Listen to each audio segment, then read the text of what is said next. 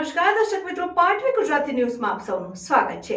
સમાચાર આવી રહ્યા છે કે પાટવી ગુજરાતી ન્યૂઝ ચેનલમાં આપનું હાર્દિક સ્વાગત છે। 22મી ફેબ્રુઆરી મહાસુદ તેરસ રાજકોટ વિશ્વકર્મા પ્રભુની જન્મ જયંતિ મહોત્સવ અંતર્ગત રાજકોટ વિશ્વકર્મા ગુર્જર સુથાર સમાજ રાજકોટ દ્વારા 23 ફેબ્રુઆરી મહાસુદ તેરસ વિશ્વકર્મા જન્મ જયંતિની ભવ્ય ઉજવણી કરાઈ। રાજકોટ શહેરમાં વિશ્વકર્મા જયંતિના દિવસે શોભાયાત્રા કાઢવામાં આવી।